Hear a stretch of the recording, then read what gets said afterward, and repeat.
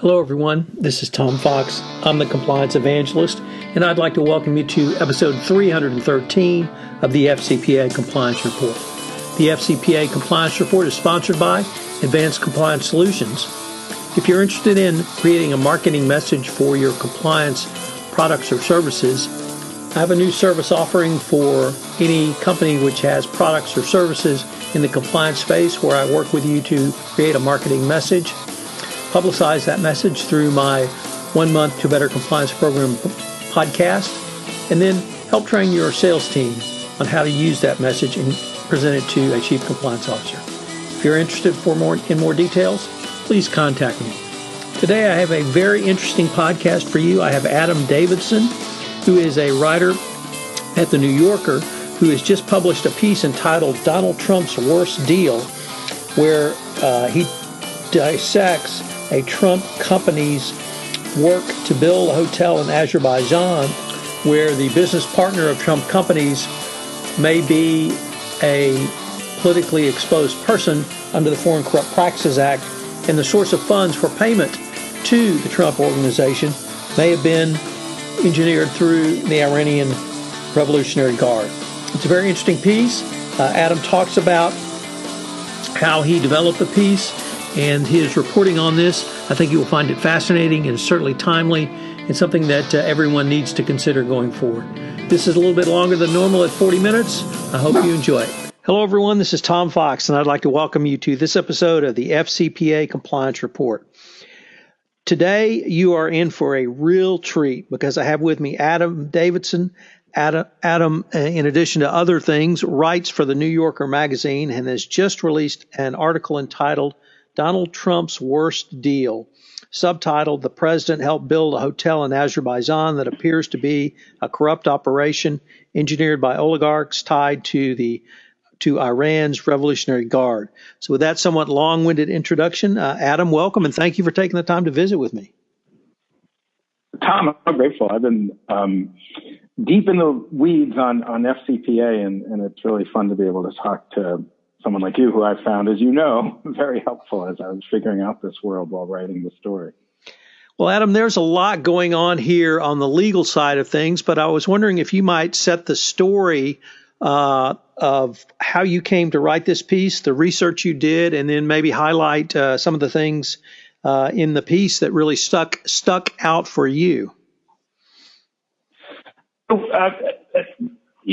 Like every reporter in America, and practically everybody in America, I had assumed Hillary Clinton was going to win the election. And I'm an economics business reporter, and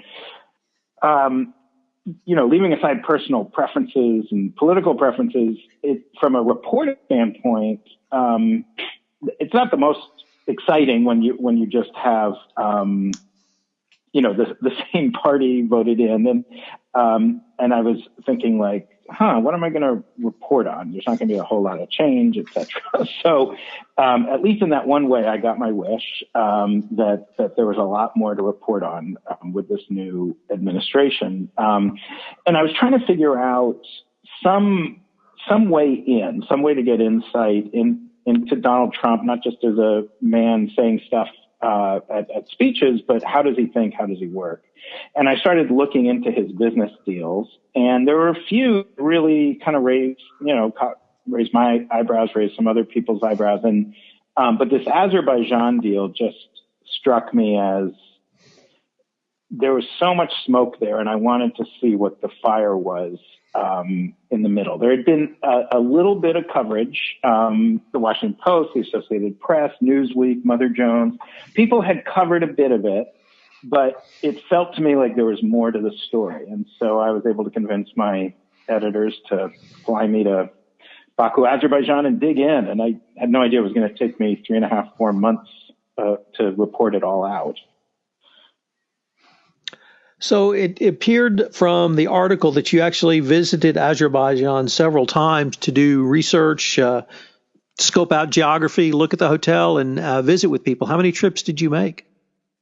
It was just one trip, but it was a long trip, the longest I've been away since my 5-year-old son was born. And it was hard, and it was a busy time. what I learned, well, I learned a lot on the scene. One thing I learned is the partners that Trump had chosen. It's a family called the Mammadov family. The father is Zia Mammadov, who's the transportation minister of Azerbaijan. His brother Elton, who was a member of parliament, signed the deal, and Zia's son Anar. This was one of the first tip-offs that there was something really weird. These are guys who are so widely seen. Azerbaijan, I think, as your listeners certainly know, is famously a fairly corrupt country. And in Azerbaijan, the Mammadovs are thought of as among the most corrupt people. And that's not something you need to hire, Ernst & Young or some special due diligence firm to find out. That's literally stop any Azerbaijani on the street and say, who are the most corrupt people in the country? And you'll very quickly hear the name Mammadov, Zia Mammadov. It's pretty obvious. I mean, he lives in one of the fanciest houses on one of the fanciest streets in a city of enormous wealth. His son flies around the world in his own Gulfstream jet. And, these are not people where there's any clear reason why they would be just quite so wealthy. So that was the first shock. Like, how did anyone at the Trump organization not understand that they were choosing to do business with people who are nakedly, wildly, incredibly corrupt?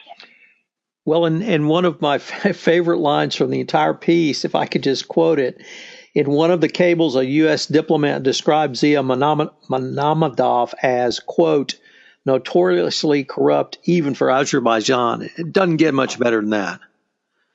Yes, exactly. I mean, I remember I was in Iraq for a year when the U.S. first invaded, and I did a big series for Marketplace Radio, where I was at the time, on corruption in Iraq. And it was fascinating in Iraq, obviously under Saddam and after Saddam it's a thoroughly corrupt country, and it was, as is Azerbaijan.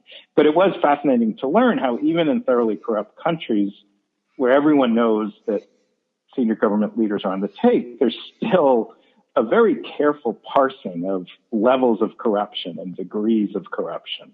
And in Azerbaijan, there's no question who's at it, because, I mean, Mammadov was famous for sort of two things. There's both the amount of corruption, so the amount of money that he's made off of crooked deals, but then there's also just the nakedness of it, just the absolute openness. There's really, no secret here. There's nobody's even trying to hide it. But the corruption, the Amir Mammadov, is the head of the Minister of Transportation. Could you maybe explain how a Minister of Transportation might be involved in corruption around the construction of a hotel? Sure. So Mammadov's main way of making money, it seems fairly clear, is, not surprisingly, he's Minister of Transportation. So it's road contracts and then, rail contracts, etc.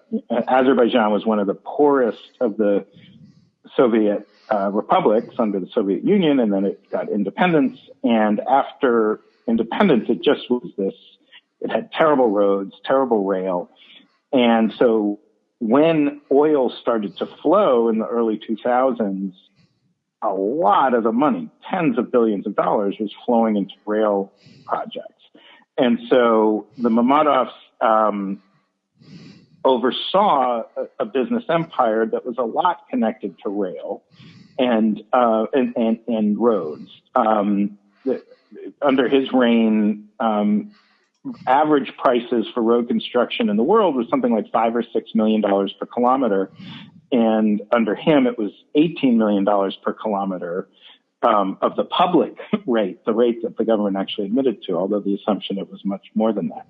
So that was the core of how he was making money, and we can get into who his partners were in doing that. But there was this building boom going on as well, as you often have, and And there was these big oligarchs, these Azerbaijani oligarchs, kind of competing for who has the bigger building. And I think, my strong sense, I can't say it for sure, is that the Trump Tower for the Mammadovs was not, first and foremost, a business proposition. It really was an ego statement or a political statement to, alert the rest of the country and the rest of the oligarchs, hey, we're in this game too. We're not just building roads. We're also, going to have a big structure with a famous American name right in the center of, or right near town. As I explained in the article, they chose a site where nobody would ever put a luxury hotel. It's just a really kind of depressing site. And the reason they chose that site is that it was on train tracks that the Minister of Transportation controlled. So he was able to basically privatize his own ministries. As we believe this is the case, I can't say with 100% assurance, but it seems the evidence is very strong that he just chose to, sort of privatize into his own pocket, or technically into his brother's pocket, the rail, some of the railway land. But, as happens in most places in the world, railway land usually isn't where you want to put a luxury hotel. So this luxury hotel was in a very odd place in the city, but just nowhere near anything nice. I mean, it was more than just railway land, because you reported there was condemnation of individual residences to build this tower as well. Yeah, it was really fascinating seeing how, sort of an oligarch feudal sort of economy works. So there was railway land that, really was for the rail. I mean, there were railroads and then the right of way, and he took some of that land. Then there was another bit that had been, even I think under Soviet times, railway land that was sort of basically railway workers had kind of commandeered it. And so you had people who lived on the land and built homes on the land, but they didn't technically own it. It was technically belonged to the railway, but people just looked the other way. But he kicked them off out of their homes as well. And then separately, there was also just land where people just lived. I mean, they had homes, they had title to the land, and they just, one day, a bunch of notices went up on the doors. This land, these homes are being reclaimed for a vital national purpose, which turned out to be, the vital national purpose was a Trump hotel and luxury residence, which is illegal under Azerbaijani law. You're not allowed to use eminent domain to build anything other than a very specific set of structures. Now, one of the things that in discussing this issue with the Trump organization and their attorney, Mr. Garden, for your piece, the Trump organization took the position that it was merely a licensor, which allowed its famous name to be used by a company headed by Anar Mammadov, the son of the minister. Did your research indicate that that was just that case, or was the Trump organization more intimately involved with the development of the entire project? Yeah, and I would really love, Tom, your thoughts on this as well, because as you know, you were helpful in me thinking this through as I was writing. So the official story that the Trump organization put out and still claims is true, is, hey, we were just licensors. We sold our name. We don't know anything about Azerbaijan. We don't know anything about how this building went up. That's, you really can't hold us accountable. We met this nice young man named Anar Mammadov, and we heard that his dad was a government official, but what does that have to do with us? That has nothing to do with us. I looked into the FCPA and the history of FCPA prosecution, and I did learn that no licensor has been, as I understand it, has been prosecuted, or there's been no deferred settlement agreement or anything with a licensor. But I also spoke to several people, including you, who said that there's no inherent reason in the law why they couldn't be. And it seemed like there was a general consensus that the more involved a licensor is in the project, the more liability essentially that they take on. And forgive me if I'm using legal terms incorrectly, but if I'm McDonald's and I sell a franchise to a McDonald's in a mall in Azerbaijan, and the mall is built with corrupt, in a corrupt way and with bribery, it probably isn't reasonable to blame McDonald's for that or to put that on McDonald's. But this case was very, very different. The Trump organization was so intimately involved. Now, they insist we had control and we had no equity. They didn't have equity, although they did have a profit share in the project. But as far as control goes, it's possible that technically they didn't have control, but effectively they decided everything about this project, and not just design. It was not just, you got to use this quality towel, or as you might often see in a hotel, or even you have to meet these standards of marble. But this was a case where you had, as the building was going up, I should say, was a shell that went up without the trunks, but the shell of the building was totally redesigned, fundamentally, bottom to top. And the Azerbaijanis would put together a plan for the next month, and then they'd wait, and then some people fly from New York to Azerbaijan each month, Trump organization officials, and they'd approve the work orders, essentially, say, okay, you can do this, you can do this. Yep, don't do it this way, do it this way. And then they do the work orders they had agreed on, and then a month later, or sometimes 2 weeks later, depending on the level of involvement, the Trump folks would come back and approve the next round of work orders. And the Trump organization, the developer was also the construction manager, and the Trump organization said, you're not very good as a construction manager. We're getting rid of you. And so the Trump organization helped oversee a process of selecting a new construction manager. They helped craft the business plan, et cetera. This was they were acting as, extremely much like a developer, I would say, and not very much like any model of licensing that we might have in our minds. So and I do want to make clear, Tom, that I'm not, I am a journalist, and I am, I'm not the Department of Justice. I'm not a judge. I'm not saying I know for sure they broke the FCPA. Right. What I am saying is it's extremely troubling. It's troubling, obviously, because Donald Trump is now president. And so even if it wasn't a technical violation of the law, it's still trouble. I think I talked to some lawyers who thought it was a fairly clear violation of the FCPA, others who didn't think it was, but I didn't talk to anyone who thought this was reasonable behavior or appropriate and responsible behavior, basically doing no due diligence, getting into bed with one of the most corrupt families in one of the most corrupt countries in the world. Nobody thought that was cool. But I do feel that, as a journalist, we had some interesting conversations within the office and with some lawyers outside of the office, because what some of the former FCPA prosecutors from the DOJ told me is this would be a really tough case to prosecute. It would require, getting documentation from Azerbaijan. It would be a really tough case. It's a bit small potatoes. The Trump organization made about $3 million from the deal. So how big would how big would the award be?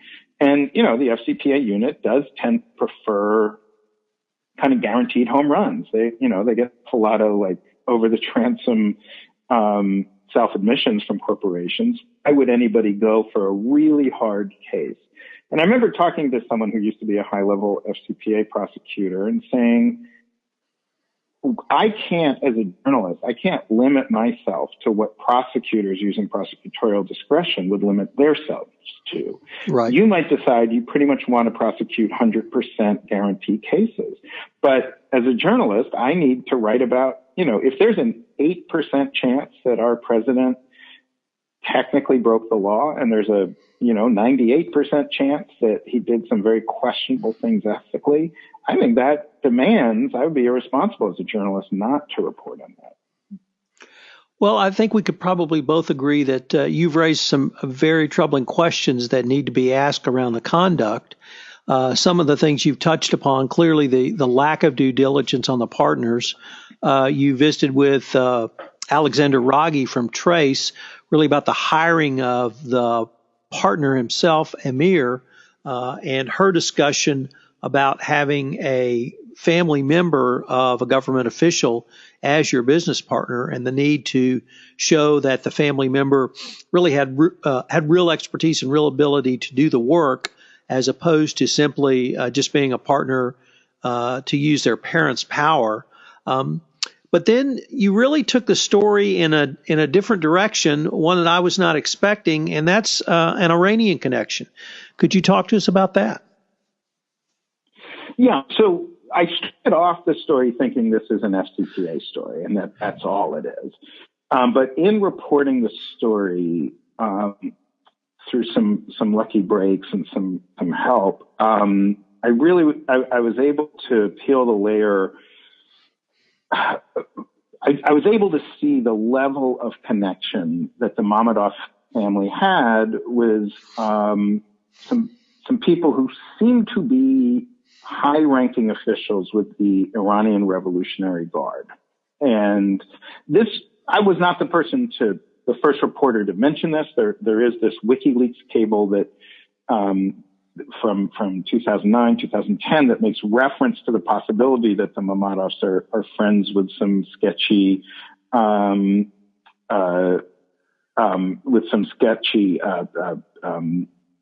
folks in Iran, but nobody really knew who they were. Nobody got into it. And so with some, reporting tricks and some real help from some people who want to be nameless, I was able to figure out who these guys were. It's a family called the Darvishi family.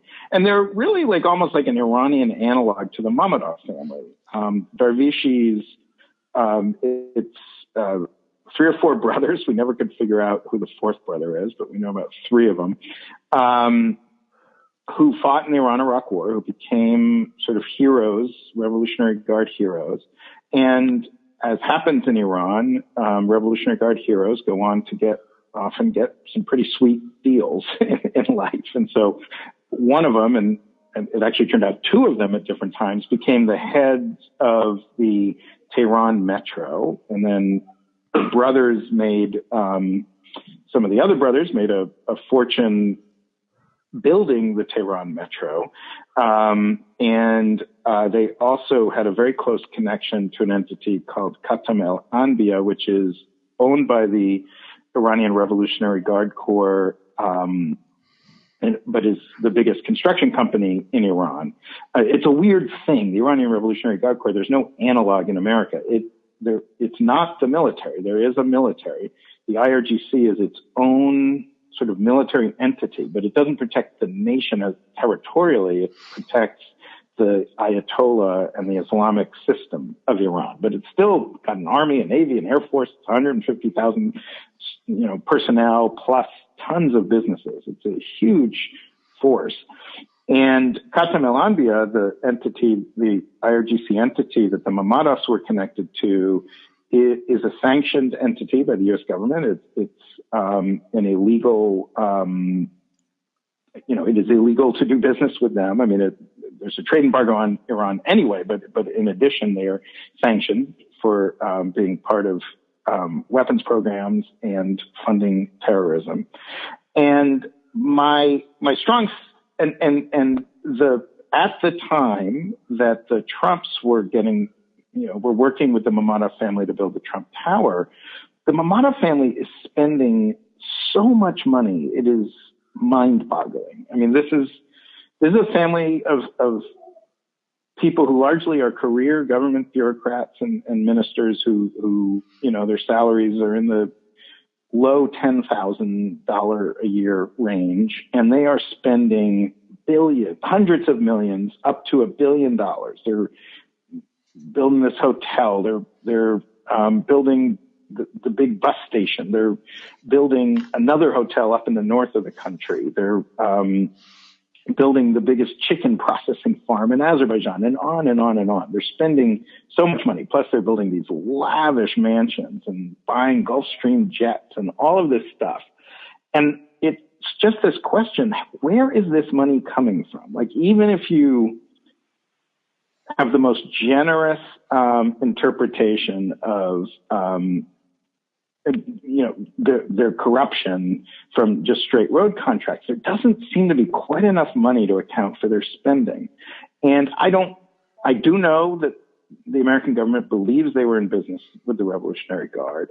I don't know if the money that paid the Trump organization came from the Revolutionary Guard, but it is hard to see where the money did come from. So that is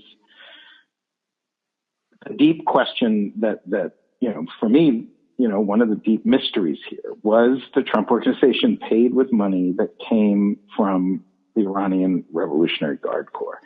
And probably the most shocking thing out of everything is the Trump organization, by their own admission, has known since 2015 that it's at least possible that they got paid by the Iranian Revolutionary Guard.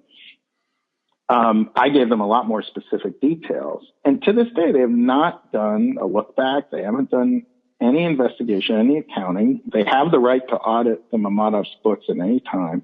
I just don't get. I mean, wouldn't you, if someone said there's a chance that your company is actually funded by the Revolutionary Guard, wouldn't you go out of your way to see if that's true? Certainly, and I really like one of the ways you talked about it in the piece was it was really a simple, what is the source of the funds? And that seemed to be from one of the attorneys you talked to, a fellow named Eric Ferrari.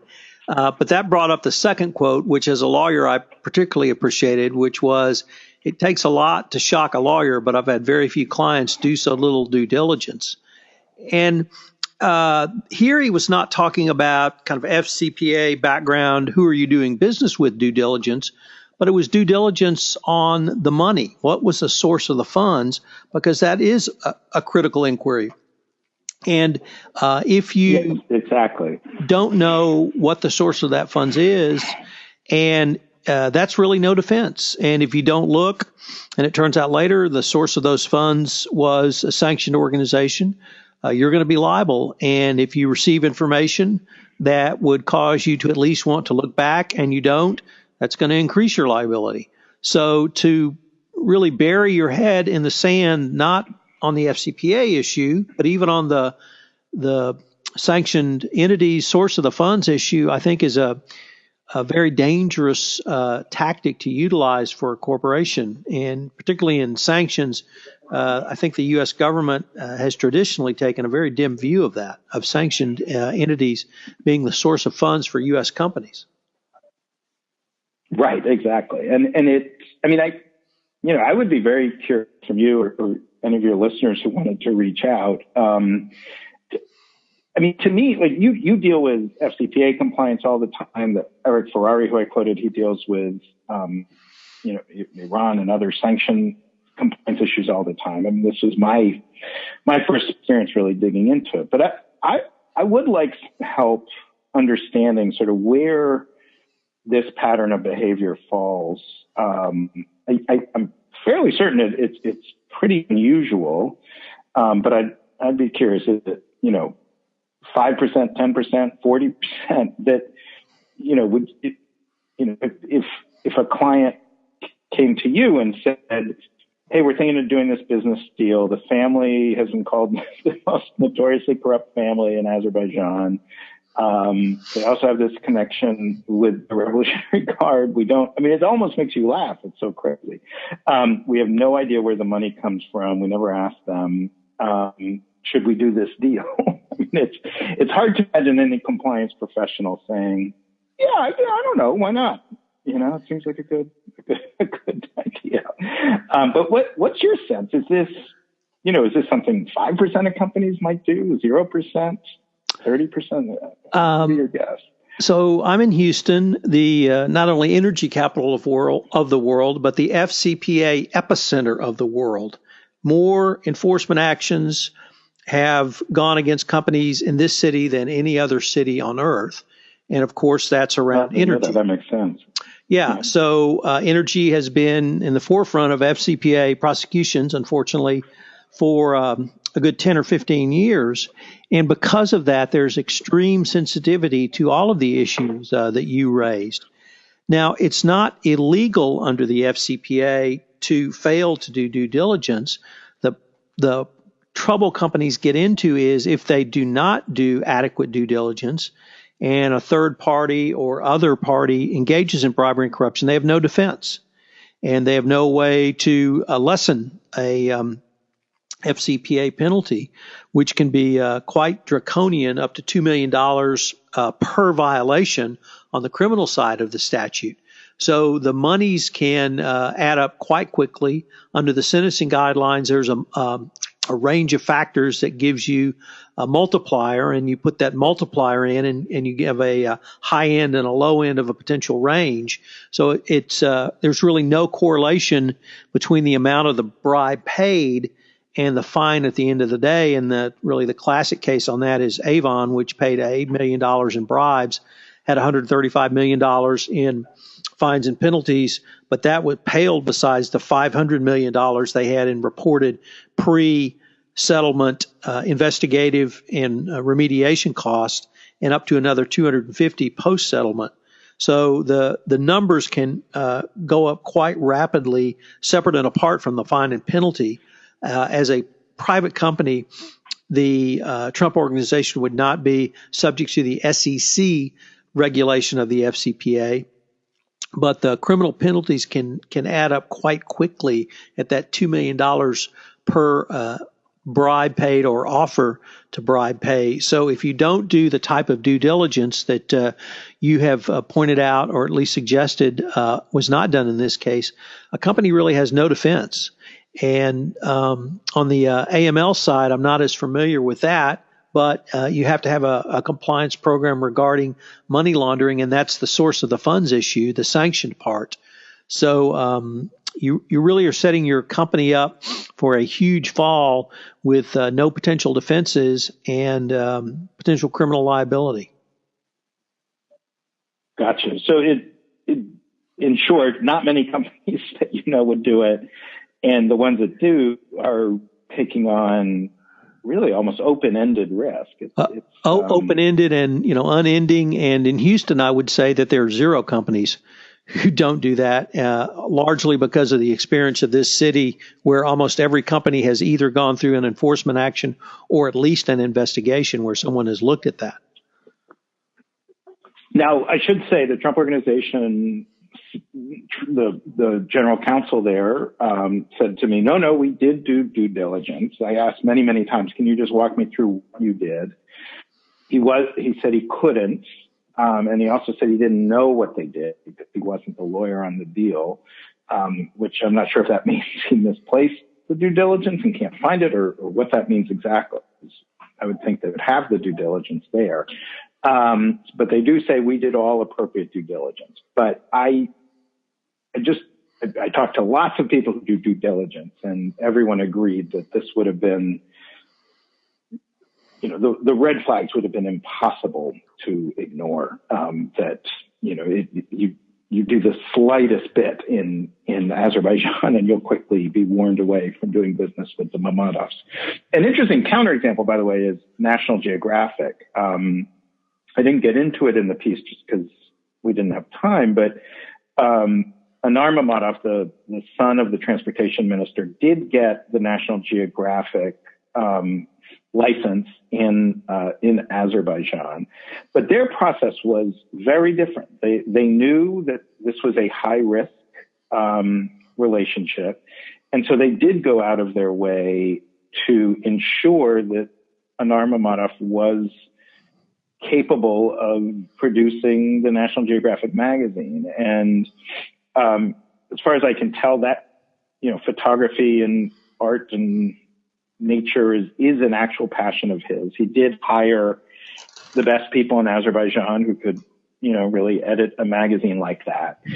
And also, National Geographic at the time was a nonprofit with a education motive, so it was a very different model. But it did strike me as interesting that was a way you could imagine doing a deal where you really do establish the son is, he is good at this thing. He's not good at building luxury hotels, but he's very good at making a magazine. But that's almost the exception that proves the rule, because the very first thing the Trump organization did when they signed their deal with the Mamatovs is say, you can't build this hotel because you're so bad at building hotels. Right. So under the National Geographic scenario, if I could translate that into FCPA speak, we would say that the risks were assessed, the risks were evaluated. It was evaluated at high risk, but simply because something is high risk doesn't mean you can't do it. It just means you have to manage that risk more closely. And if you put appropriate risk management tools and techniques around it, and monitor it closely, you can move forward with the high risk. And really that's what the U.S. government wants to see, an assessment of your risk. And then if it is a high risk, either a plan to move forward with an appropriate level of risk management, or you walk away from the deal because it's simply too risky in terms of potentially violating the FCPA. So that's really an excellent contrast to draw in how you can have this sort of situation, particularly with the son of a foreign minister or minister of government in the country of Azerbaijan, and still move forward on a business arrangement. Right. And in that case, there was no profit. It's fairly modest monetarily. So it is a very, very different case. And as far as I can tell from what the Trump organization told me, they did zero ongoing due diligence. So their claim is that there was nothing publicly available when they signed the deal in 2012. Now,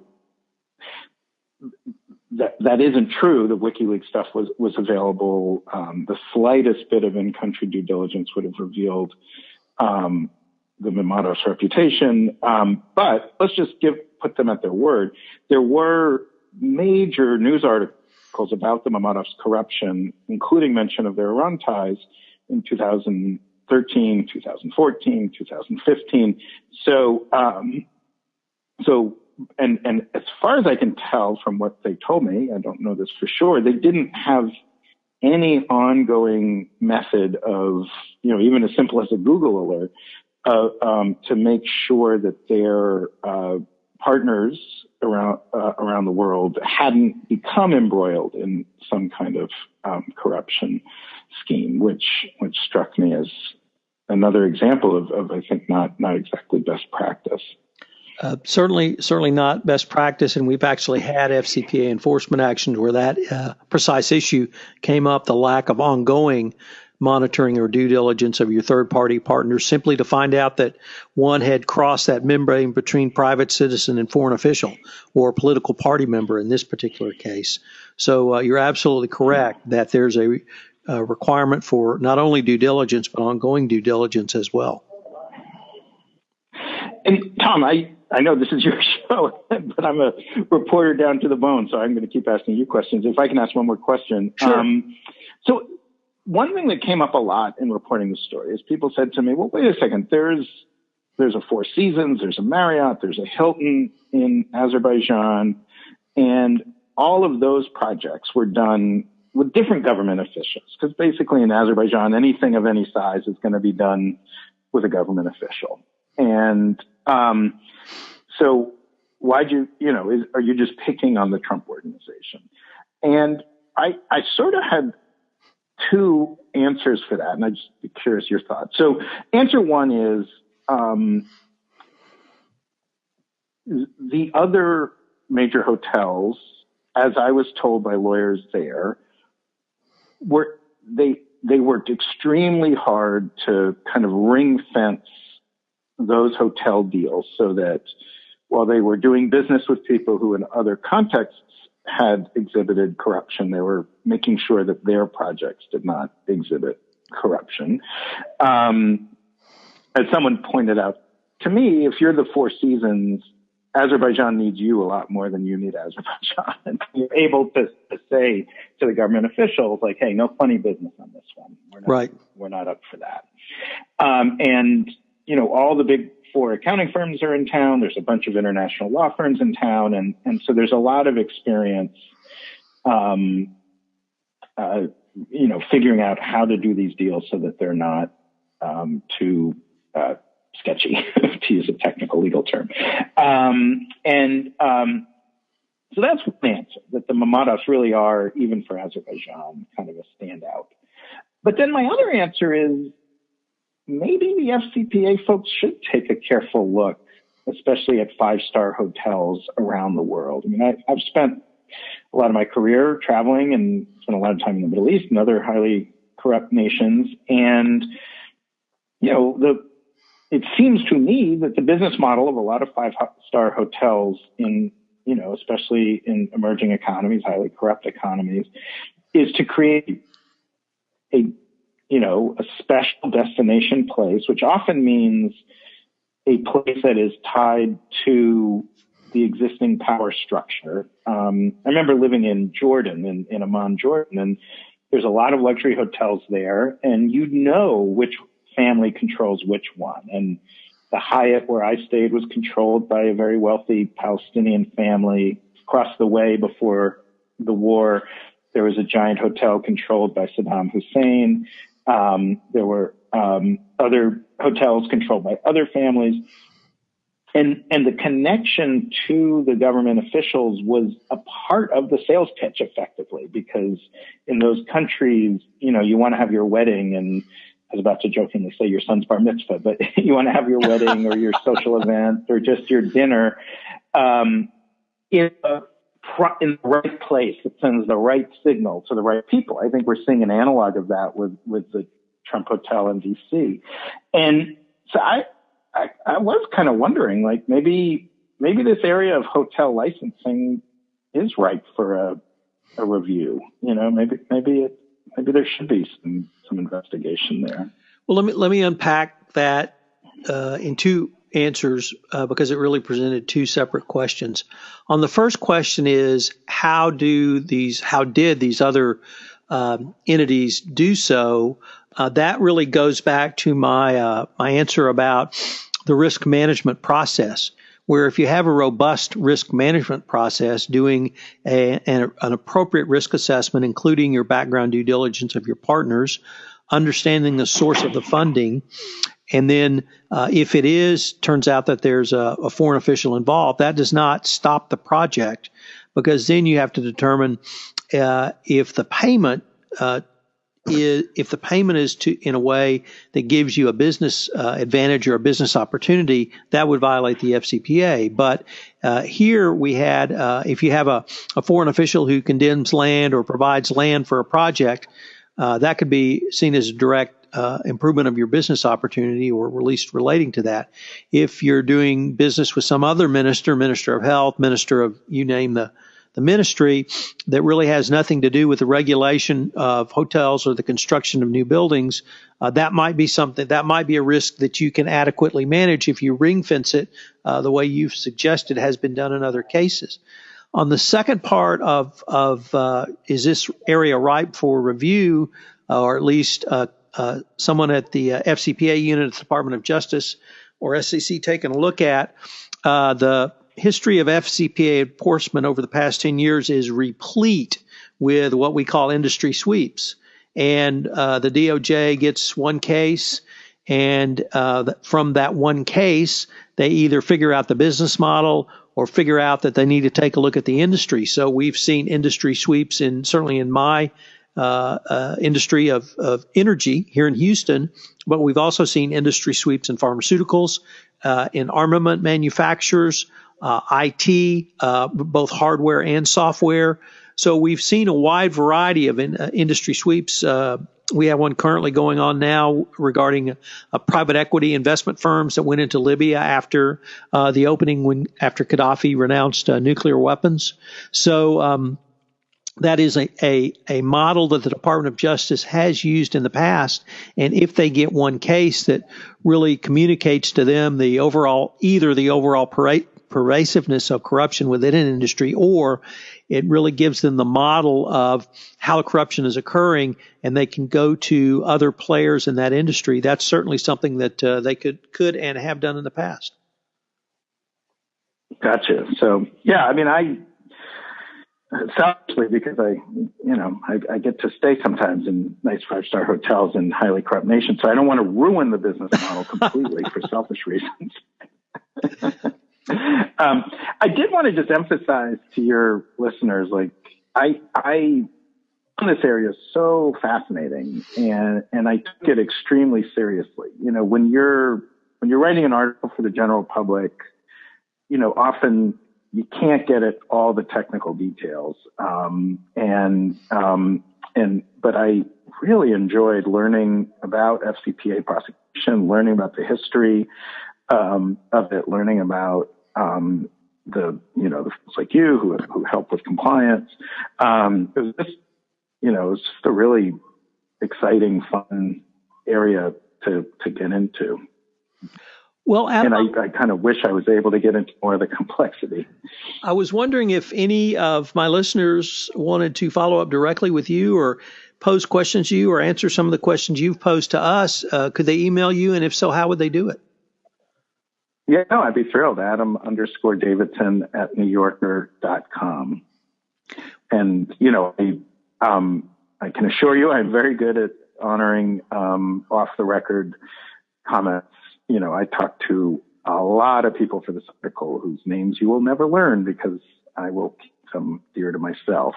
Tom, it was actually a bit frustrating since no one who had ever worked for the Justice Department wanted to be on the record. Nobody who worked at any of those hotels wanted to be on the record. Most attorneys in private practice didn't want to be on the record. So it was a bit, I understand that everyone's terrified of being the victim of a Trump tweet, but that's okay. I understand. I don't want anyone to lose their job or get in trouble because of an article I wrote. So I'm, communicating with me does not mean your name is going to be anywhere. I will honor whatever confidentiality you need. Well, Adam, unfortunately, we're at the end of our time, but I hope that we can continue the conversation, and I hope that you can continue this most excellent reporting. Thank you so much. That's awesome. It was really fun talking. Hello, everyone. This is Tom Fox again. I'd like to thank you for listening to this episode of the FCPA Compliance Report. If you have listened to this podcast on iTunes, I would greatly appreciate it if you would rate us, as it will help in our rankings and also help to get the word out about one of the top compliance podcasts around. Also, if you have any questions, please feel free to email me at tfox@tfoxlaw.com.